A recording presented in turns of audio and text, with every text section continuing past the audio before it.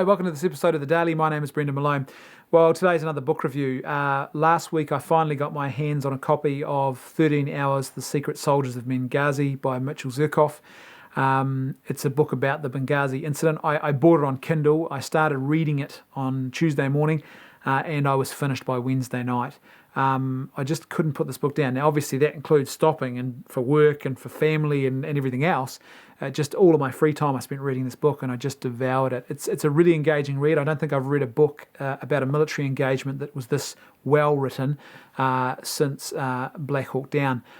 So I highly recommend it. It tells the story of some real events that happened a couple of years ago in Benghazi, Libya, where a group of Islamic militants attacked an American diplomatic and CIA and security property, and it's about a group of security operators, these men who are military men for themselves, some to quite high level, special forces level even, who now work as paid security for the CIA in different hotspots around the world. And these men responded with absolute bravery and courage in the face of that danger in order to try and protect innocent lives and to find a way forward out of this situation.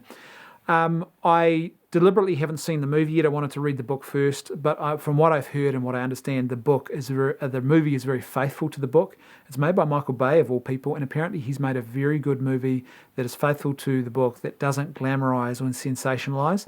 And one of the things I really appreciated about this book is it states the facts. It does not try and politicize the issue. The reality is you can't escape the politicization of this issue, and there are some very clear lessons here that need to be learnt because there were some very serious mistakes that were made.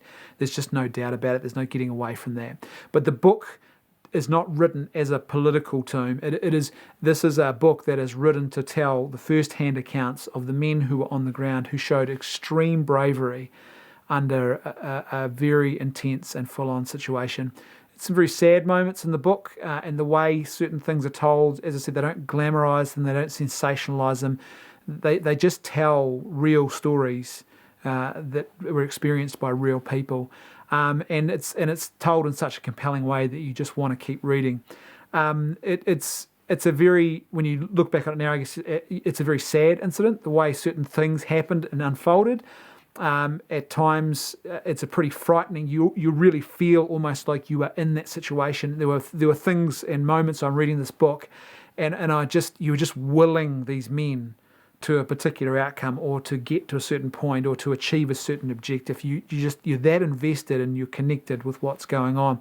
And the other thing that was really good is the way it's written. You get a really good understanding about how things are happening. A book like this, because of the nature of the compound that was attacked, and also the complexity of the city in which they are operating, it could have been very easy for something like this to get very confusing for the reader, and then to very quickly sort of lose track with who was where and what was going on and how things were all unfolding.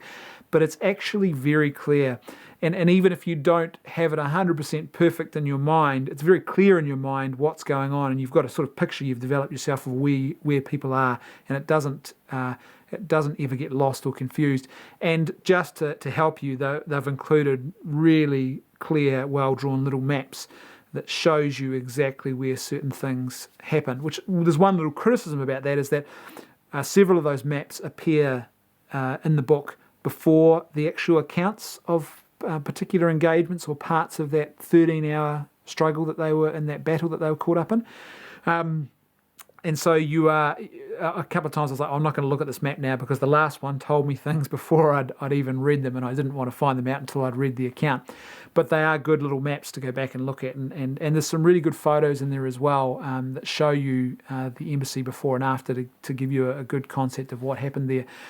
What was interesting to me about this particular incident is the fact that it really, because it takes place in one of the sort of worst hotspots for this sort of stuff in the world, the incident was long running. That whole 13 hours, they were on edge. Even when they got to the airport, those who managed to survive and get to the airport at the end, there is still this great tension and risk there, and it's very palpable as you're reading the book.